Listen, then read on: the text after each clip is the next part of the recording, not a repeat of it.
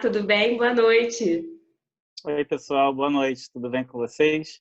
Eu sou a Juliana Prata, do blog Sua Vida Acadêmica. E Estamos eu, hoje, Vinícius. estamos hoje com o Vinícius, nosso querido parceiro, colaborador.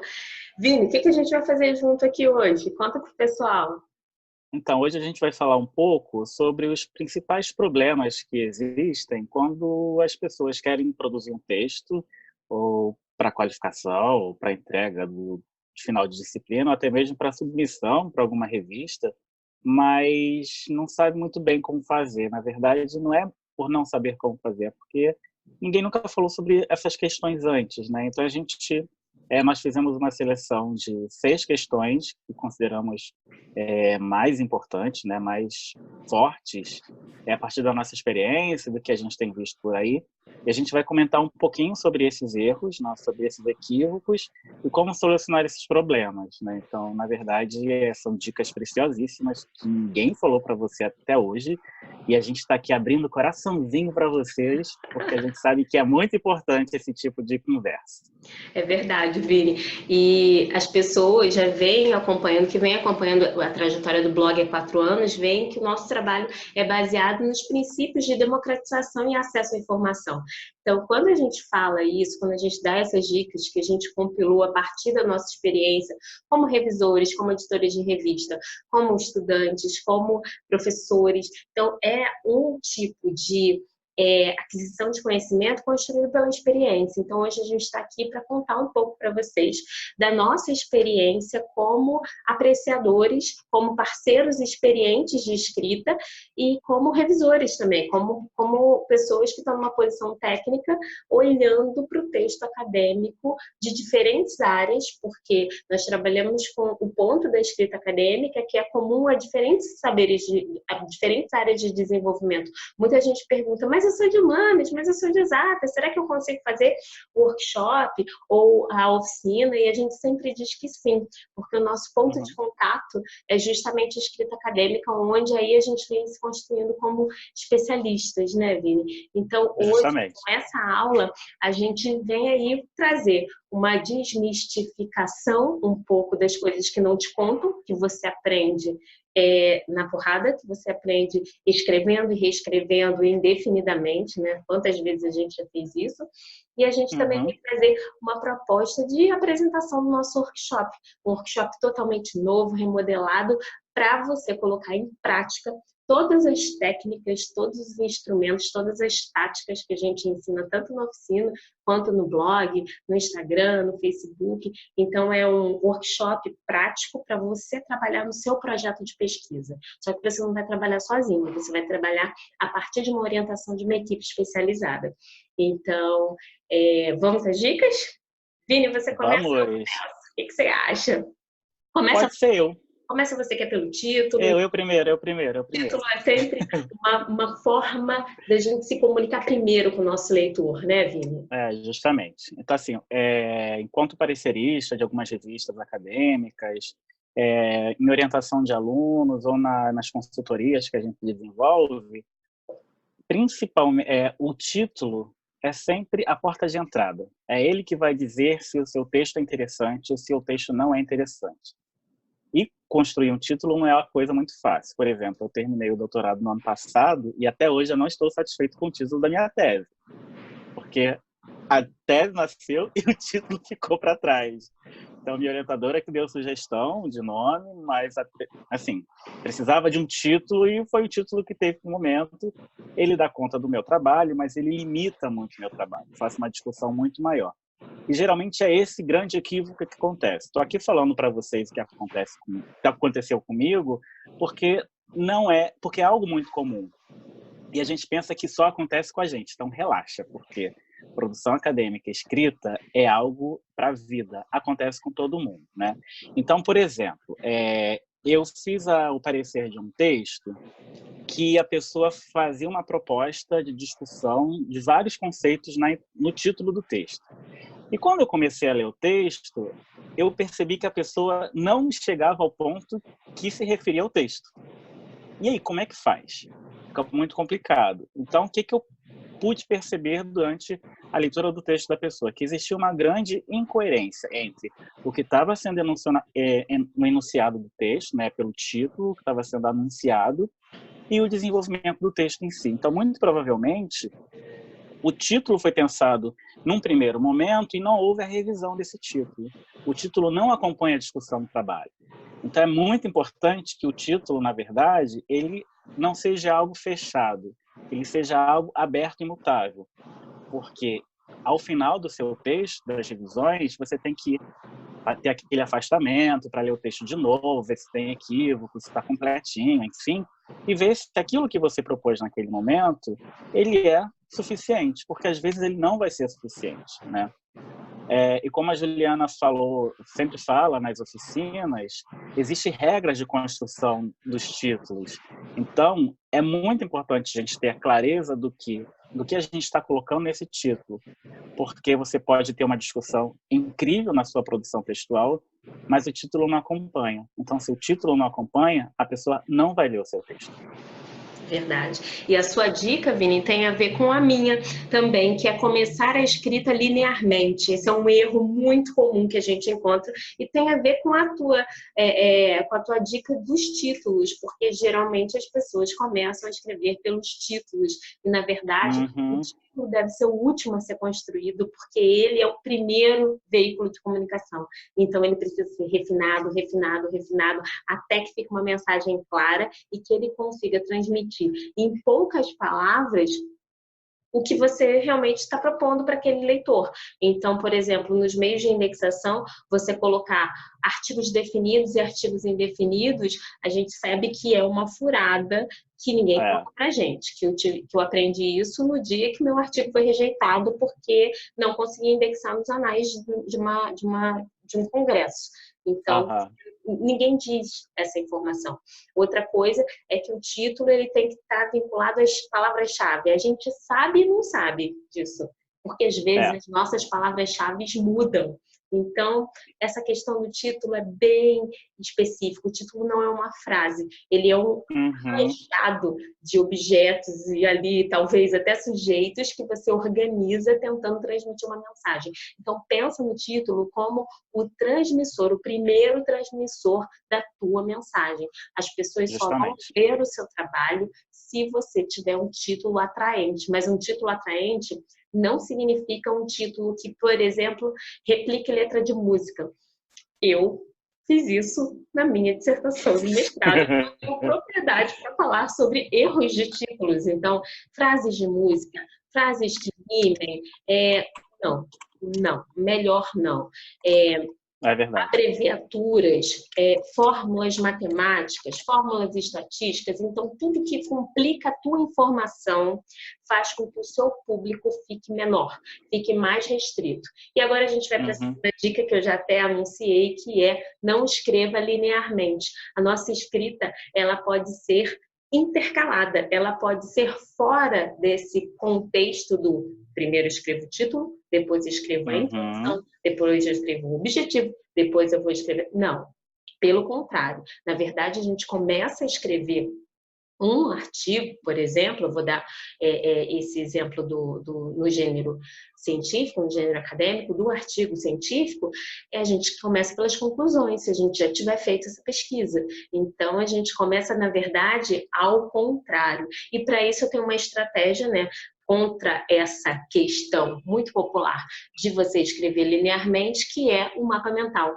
O mapa mental é uma possibilidade de organização da informação, uma possibilidade bem simples, que quando você olha, você acha até bobo, até simplório, mas é uma possibilidade de organização da informação de uma forma lógica em que você pode, por exemplo, num dia começar a escrever no terceiro capítulo, no outro dia escrever o primeiro capítulo, parte do primeiro capítulo, um subtópico, uma coisa pequena, mas sem o compromisso de ter que escrever um depois do outro, porque essa ordem cronológica, essa lógica do um depois do outro, não é assim que funciona na comunicação científica, que é o do que a gente está falando aqui, porque a escrita de um artigo, a escrita de uma tese é uma comunicação científica. Como é que você mostra para a população, como é que você mostra para a comunidade acadêmica aqueles resultados que você conquistou? Eu tenho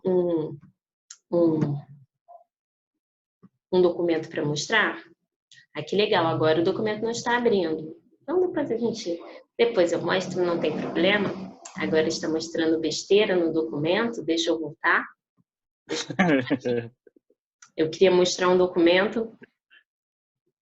Volta, por favor.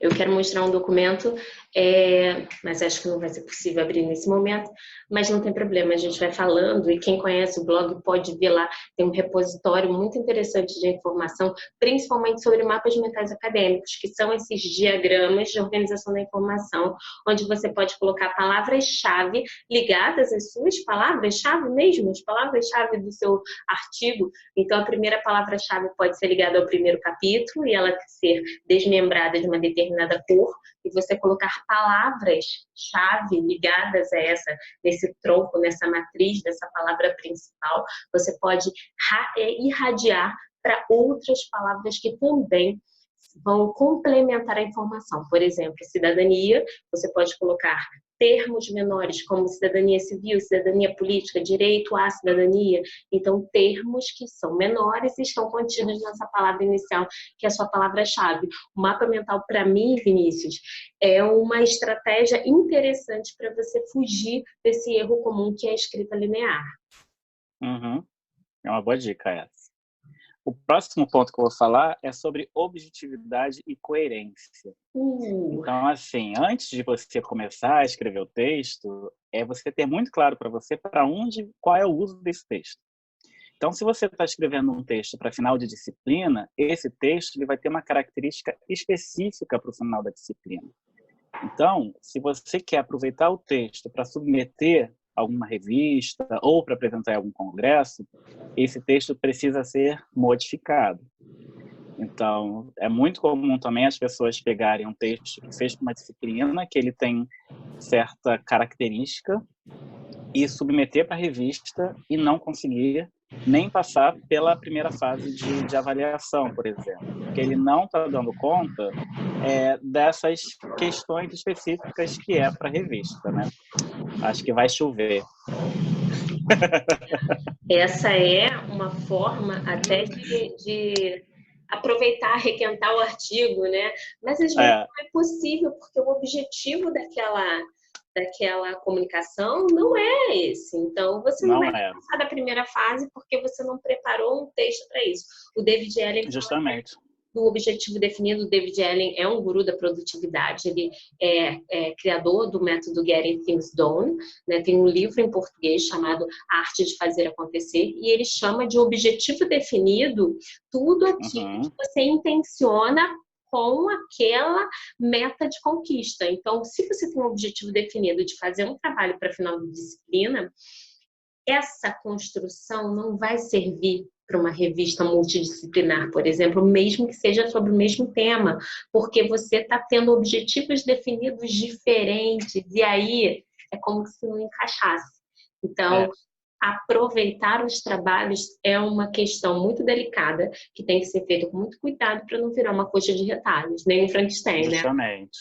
E tem uma outra questão também, que eu acabei de esquecer, mas enfim, para tomar cuidado... lembrei. Que, na verdade, assim, se você submeter um texto de uma forma objetiva e coerente, a possibilidade de você ter aprovado o texto para publicação, mesmo com alteração, é muito maior do que você pegar um texto requentado, submeter e receber uma negativa. E aí entram outros fatores, que é o fator emocional, né? Ninguém gosta de ter um texto recusado.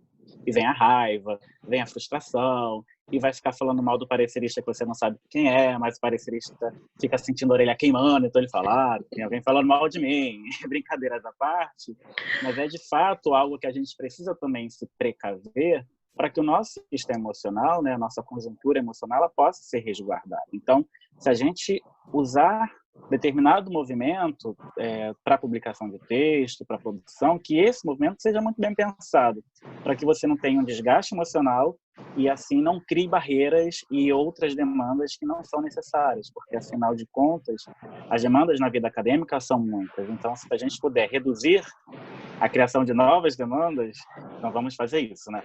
E a saúde emocional é uma coisa muito importante e muito negada, né? Porque principalmente as pessoas acreditam que porque eu tenho um blog de estudos e escrita acadêmica, principalmente para a galera da pós-graduação que a pessoa que está num projeto desse está pensando em mais e mais e mais, e não é. A pessoa que está num projeto como eu, como você, a gente está pensando em clareza, a gente está pensando em saúde mental em primeiro lugar. Então, e qualidade de vida, né? Qualidade de vida, o que deve ser negociado, tem que ser negociado, novos prazos, novas questões, será que você precisa mesmo desse congresso? Será que você precisa mesmo dessa viagem para fazer isso, para fazer aquilo? Será que realmente é necessário esse caminho ou outro? Às vezes a gente precisa só dormir, né? Não é justamente naquele momento, né? E tem a ver, essa dica que você deu, tem a ver com a minha dica também, que é um erro na escrita, não planejar a escrita. E isso, quando a gente fala de planejamento, a gente fala de planejamento de vida, né? As condições ideais para uma pós-graduação nunca vão acontecer. Eu, por exemplo, tenho um filho pequeno, de 6 anos, tem um monte de coisa acontecendo na minha vida, como na vida de todo mundo. Todo mundo tem a vida super ocupada, mas sabendo que as condições ideais nunca vão acontecer, ainda assim, você precisa de um mínimo de organização e planejamento para conseguir conquistar seus objetivos e suas metas acadêmicas. Então, quando você não planeja, você fica ao léu. Quando, por exemplo, eu não planejo a minha sessão de orientação, eu fico completamente entregue às posições e às novas ideias que talvez minha orientadora tenha tido naquela semana. E isso não é uma coisa que aconteceu uma vez ou duas. Então, quem é que sabe mais sobre o meu projeto acadêmico? Eu. Então, quando eu venho preparada, quando eu venho planejada, quando eu venho com um mapa mental, quando eu venho com uma proposta, é muito mais interessante, muito mais produtivo. Eu consigo conversar melhor e ter mais propriedade sobre as questões. Então, a minha dica é planeje, crie um plano de estudos, crie um plano de escrita. Você tem quantas semanas para terminar essa disciplina? Você tem quantas horas disponíveis na sua semana? Ah, não tenho tempo nenhum, trabalho muito. Isso também não é questão, né? Organização é tudo. Então, assim, não recomendo para ninguém, mas quando eu fiz mestrado, eu trabalhava 60 horas por semana. Não é o que eu recomendo, mas se foi possível para uma pessoa, é possível para outra também. Então, tem gente que trabalha, tem gente que tem mais de um filho, tem gente que tem a vida aí com muitas questões, mas o planejamento da escrita, o planejamento estudos, para mim, é uma dica preciosa que eu venho seguindo ao longo desses anos da minha trajetória e vem dado bastante resultado. Legal. E tem uma questão também, Ju, é que geralmente quando a gente está produzindo uma pesquisa, muitas ideias passam pela nossa cabeça, né? Então a gente tem contato com muito tipo de discussão, com uma variação gigantesca de referencial teórico, a gente fica pensando, talvez esse negócio que eu escutei pode caber no meu trabalho, né? E, na verdade, não. Na verdade, o que está passando por ali é uma distração. Então, se você tiver um cronograma, uma objetividade para a produção do seu texto, essas abstrações, essas divagações que vão passar, elas podem contribuir de forma positiva. Por que de forma positiva? Porque você tem o esqueleto construído. Então, por exemplo, quando eu lembro das minhas orientações como orientadora, das reuniões de orientação como orientadora, tanto no mestrado quanto no doutorado, então, às vezes, ela tinha umas ideias que eram brilhantes, de fato. E eu ficava super empolgado. Caraca, como é que eu não pensei nisso antes? Mas depois, quando a poeira baixava, eu me dava conta. Será que isso vai caber? Como é que isso vai caber? E eu ficava angustiado porque eu queria que aquilo tinha que caber de alguma forma, mas não estava dando liga. Então, se a gente tiver muito claro quais são os objetivos do texto, a gente sabe manusear não é manusear, mas sabe lidar com esse tipo de questão que surge, né? Eu acho que é até manusear mesmo, porque é um trabalho artesanal. Tanto você construir os argumentos, quanto você desenvolver o texto, é ali num pontinho. Verdade. Muita gente fala para mim assim, mas eu vou criar um mapa mental, eu vou criar a estrutura, o esqueleto do meu texto, o sumário, o índice, o que seja. E se eu tiver uma ideia melhor? E eu sempre respondo, e se você não tiver uma ideia melhor? Então, pelo menos você fica com aquela que já está garantida. Então, você sabe, dentro da tua possibilidade, o que você pode construir dentro daquele determinado tempo. Você até falou um pouquinho dos prazos acadêmicos. Os prazos acadêmicos são muito estranhos. Em nenhum lugar do mundo existem prazos como o prazo na comunidade acadêmica. Alguns prazos são extremamente longos. Você entra no doutorado, você tem 4 anos para terminar uma tese, você tem 18 meses para fazer uma primeira qualificação, dependendo do programa, depois você tem mais um tanto de meses para refinar esse texto, mas é tudo muito solto. Aí aparece um congresso no meio, aí aparece uma revista no outro, aí aparece um monte de coisa no meio, e depois passaram seus 4 anos e você não fez o que você queria fazer. Porque o tempo um problemão. Passa, de qualquer jeito. E muito rápido. E muito rápido. Quem agora? Eu ou você? Tô até na dúvida agora. Não sei. Quantos faltam aí para você? Falta só um para mim. Para mim também, então sou eu. Tá. Então, meu último tópico é sobre o excesso de posicionamento pessoal e também um certo excesso de senso comum na escrita do texto acadêmico. Importante. Então, a gente sabe que numa conjuntura pós-estruturalista que a gente vive, né, existe uma hipervalorização, talvez, de uma característica de uma escrita de si, de exemplos e de uma escrita pautada na experiência pessoal, na trajetória de vida.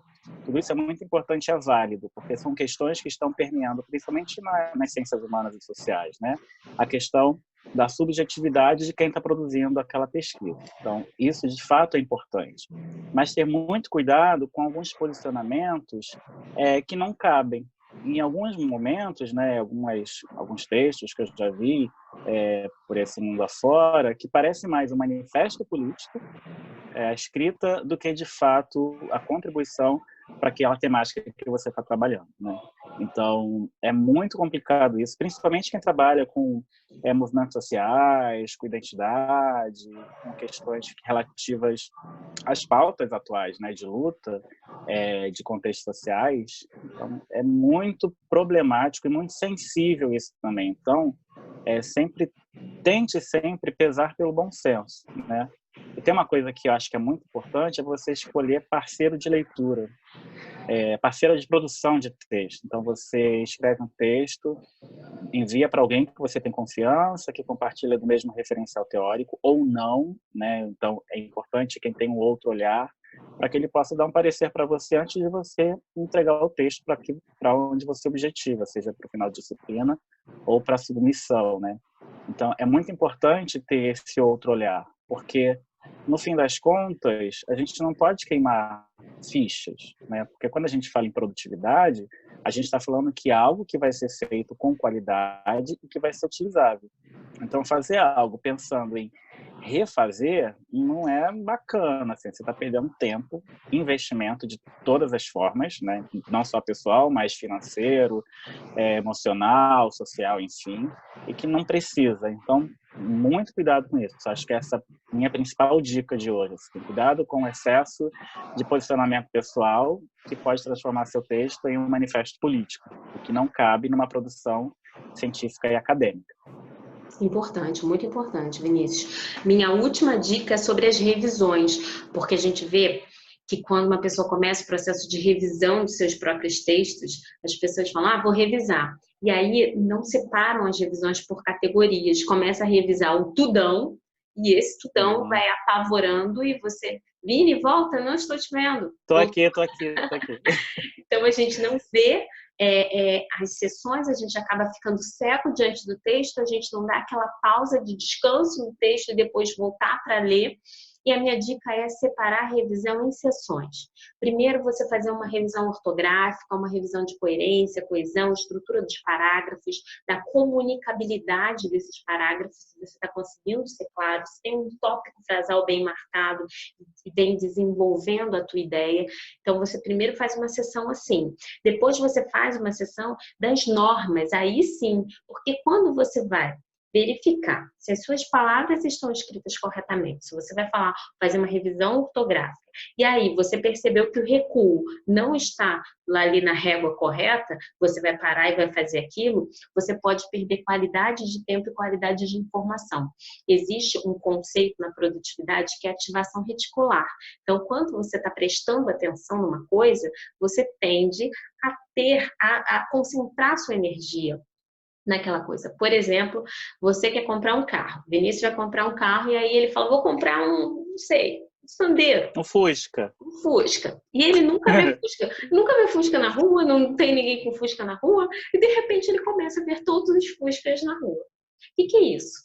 Ele ativou o processo de atenção dele naquela questão que é o Fusca. E ele começa a ver que muita gente tem Fusca, muitos mais do que ele imaginava. É mais ou menos isso que acontece com o texto acadêmico. Quando você está ativado, quando você está concentrado na revisão ortográfica, você vai ter uma probabilidade de conseguir filtrar mais esses erros, essas incorreções e conseguir trabalhá-los melhor. Então, agora eu estou fazendo revisão ortográfica, agora eu estou fazendo revisão de normas. Tem uma pesquisadora da UNB, Suzane Moraes, que ela até fala da conformática, que é uma revisão de conteúdo e uma revisão de forma. E essa revisão de forma é bem categorizada. Eu trabalhei a partir desse conceito do conformática e fiz até um tópico dentro da oficina, da primeira oficina de produtividade de escrita acadêmica, lá em 2007, onde eu trabalho com o tópico de autorrevisão do texto acadêmico. É uma lista de conteúdo para você observar se todos aqueles pontos estão no seu texto e uma lista de forma do seu texto, porque uma coisa é o que você escreve e a outra coisa é a forma do que você escreve, é o como você está escrevendo. Então, a minha última dica é que você separe as sessões de revisão para você conseguir ter mais clareza sobre a sua produção escrita. Isso significa também que você não pode terminar de escrever o texto no último dia de envio do seu texto. Sim. Né? Então, planeja aí pelo menos uns 3 dias antes, assim, limite do limite. Que você também precisa de ter um afastamento do texto para você conseguir identificar esses erros. Porque se você terminou o texto hoje, que horas são? 8h20 da noite, você tem até 11 da noite para enviar, você não vai conseguir encontrar isso, porque o seu olhar está viciado. Né? Então, Exato. esse afastamento também é fundamental. Então, dê tempo para o texto decantar. Né? Descansar. Mente cansada, você não aguenta mais, você vê e não consegue mais enxergar, é uma cegueira mesmo. É isso. Quem já passou por isso sabe bem. Então, dignidade. Termine antes, conseguir fazer sessões de revisão, sessões maduras, sessões interessantes, sessões que possam fazer com que você tenha essa compreensão do seu próprio texto. Muita gente contrata revisores, nós, inclusive, já trabalhamos como revisores, mas a gente sempre fala que você tem que saber. Você que tem que saber fazer. Né? Os cursos, as oficinas da sua vida acadêmica são de empoderamento. Então, é para você aprender a fazer e não ficar dependente de ninguém. E ter essa compreensão de que eu preciso corrigir meus próprios textos e que isso é também muito importante. Né? De criar autonomia, né? Autonomia. Então, autonomia, equilíbrio, qualidade de vida, produtividade são pilares importantes do blog que muita gente acha que essas palavras são conflituosas, mas é porque ainda não conhece a gente, né, Vini?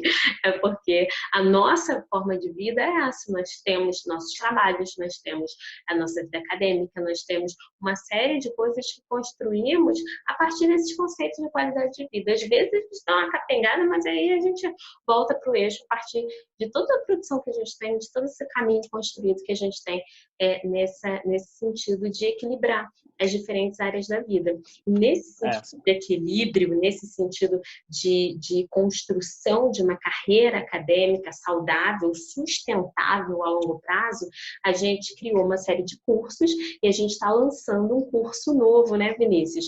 Que é o workshop de projeto de pesquisa e vida acadêmica, que vai acontecer no dia 10 de agosto, num sábado, aqui no Rio de Janeiro. Vai ser das 9 às 16, vai me corrigir se eu errar alguma coisa, das 9 às 16. Vai ser um dia de muito conteúdo, um dia onde você vai aprender a profundidade, o aprofundamento das técnicas da oficina de escrita acadêmica e produtividade, mas você vai aplicar essas técnicas no seu projeto acadêmico. A oficina ela tem uma característica que é, como trabalha a produtividade de escrita, eu ensino técnicas que você pode usar depois. Esse workshop é diferente. Esse workshop é a aplicação ali ao vivo com a gente, comigo, com o Vinícius e também com o Guilherme. Nós estaremos ali monitorando a execução da estrutura. Você vai sair com um produto real, que é a estrutura do teu projeto acadêmico, né, Vinícius? E além disso, nós ainda temos 10 dias de conteúdo online. O conteúdo online não é um post no Instagram, não é um post no Facebook, não é isso. É um conteúdo denso. Alguns dias vão acontecer aulas, outros dias vão acontecer textos. Então, é um conteúdo complementar para você conseguir construir com autonomia o seu projeto de pesquisa, seja ele seu projeto de TCC, seu projeto de dissertação, seu projeto de tese, né? Muita gente... Ou para entrar no programa, né? Exato. Ou para seleção de programas também, porque agora, segundo semestre, as seleções se iniciam com mais intensidade. Então, se você está pensando em participar, é só chegar perto da gente que a gente vai dar as dicas para vocês, né? Tem uma coisa importante, Ju, que é bom reforçar, e quem não fez as oficinas anteriores de produtividade, não pode fazer essa? Não, claro que pode, muito pelo contrário, né? É porque as oficinas, elas são interligadas. Então, quem fez a oficina anterior vai saber, já tem um certo arsenal de técnicas e métodos que vai saber aplicar muito mais fácil. Se você nunca participou da oficina, está chegando agora no canal, no site, enfim, é um primeiro momento que você vai ter contato. Isso não vai impossibilitar. Por que não? Porque a gente desenvolveu um material didático específico para isso. Então, você pode procurar, você vai ter contato com esse material que a gente vai disponibilizar, você vai receber um workbook, onde tem elementos e passos para a construção desse projeto, e você vai ver que não existe no mercado algo igual. É uma metodologia que a gente desenvolveu a partir da nossa experiência e a partir também do que a gente observa por aí, porque escrever um projeto não é fácil, mas é possível. Como é possível? A partir de uma orientação coerente e de qualidade, né? E é isso que a gente oferece. A gente oferece o nosso caminho, a nossa trajetória, a nossa experiência e esse compromisso com a qualidade. Quem já fez algum dos cursos de sua vida acadêmica vê o nosso comprometimento com essa divulgação científica da forma de escrever e de técnicas para você escrever mais e melhor. Nas últimas oficinas, inclusive, as pessoas levaram como brinde o meu livro Sua Vida Acadêmica, Escreva Mais e Melhor. Então, a gente tem uma caminhada aí de cursos, de 15 turmas de oficina de produtividade de escrita acadêmica. Nós não começamos hoje, então são 15 turmas, são mais de 300 alunos que passaram por essas experiências de construção de conhecimento a partir de novos referenciais acadêmicos, porque a academia é muito fechada a determinadas coisas. Fica, sabe, quem não entra no mestrado, no doutorado, fala, só tem panela, não entrei porque só tem panela. Nosso objetivo é justamente esse, é contar para você o segredo das panelas.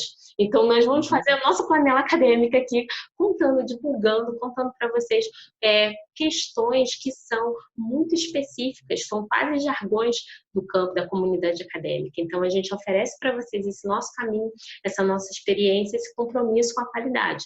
Então, se você se interessou, se você acha que é para você, se você acha que esse é o seu momento de ir para um projeto acadêmico, de ir para a pós-graduação, de ir para o mestrado, de ir para o doutorado, de terminar aquela graduação que você está engasgado, tentando terminar e não está conseguindo, esse é o momento.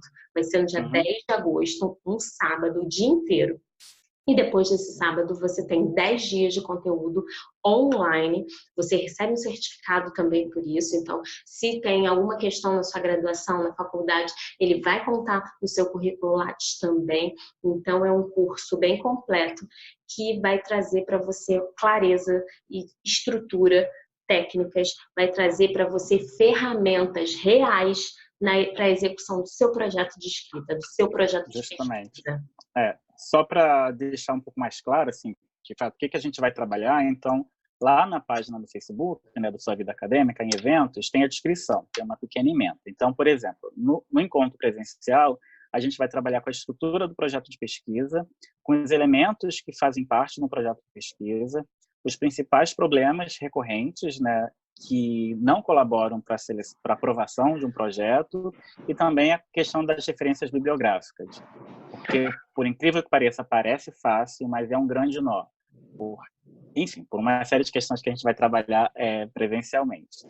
E na formação à distância, a gente vai trabalhar com vários tópicos. Por exemplo, metodologia de pesquisa qualitativa e quantitativa, então a gente vai disponibilizar material, vai fomentar a discussão sobre produtividade acadêmica, sobre a vida na pós-graduação. Como é que você faz o gerenciamento?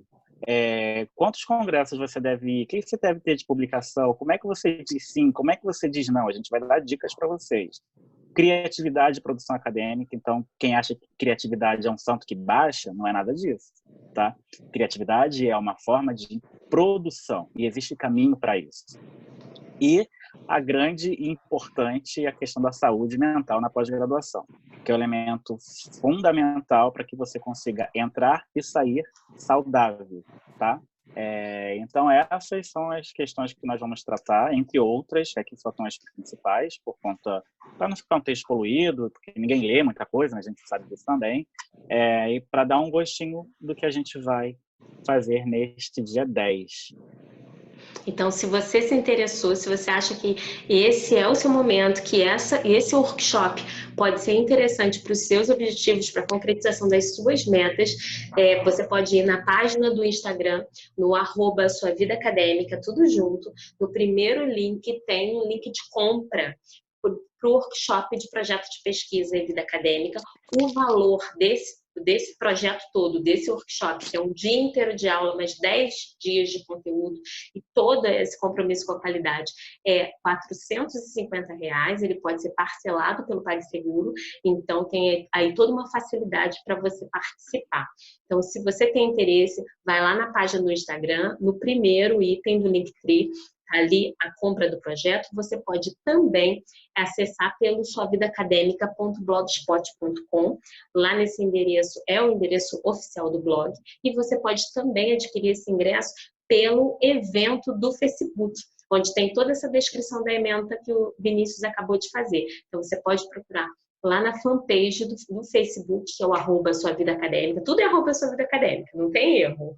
Então você vai lá no @suavidaacadêmica e tem um link lá, obter ingressos, e você pode comprar por lá também. Então é isso, nós já vamos nos despedindo, encerrando essa aula sobre os erros mais comuns na escrita e também a apresentação do nosso workshop, que tem tudo a ver com essa aula que a gente teve, que ele trabalha a partir de conhecimentos que não são ditos, que são subentendidos na comunidade acadêmica, e a gente está aqui para divulgar esse trabalho, para contar para você esses segredos e para ajudar você a escrever mais e melhor, né, Vinícius? Isso. E lembre-se que sozinho a gente não chega em lugar nenhum. É sempre bom ter alguém do lado, ter uma rede de apoio. Então, por que não usar a sua vida acadêmica como uma rede de apoio para alcançar seus objetivos? Tenho certeza que isso vai ser muito melhor, muito mais saudável, porque além de você aprender, você vai participar de uma rede de pessoas e uma rede de amigos e de contatos que é inenarrável, digamos assim, né? Então, acontecem coisas pelo contato pessoal que a gente não espera. Então, acho que vale a pena você fazer esse investimento, porque é um conteúdo de qualidade e que dificilmente você vai encontrar em outro lugar. Verdade. É isso. Então é isso, muito obrigada pela presença online, porque o tempo é um bem não renovável, você passou esse tempo aqui com a gente até agora, então muito obrigada pela atenção, pela presença online, e nós esperamos você no dia 10 de agosto no nosso workshop de projeto de pesquisa e vida acadêmica. Muito obrigada. Tchau, tchau. Tchau, pessoal. Boa semana. Boa semana.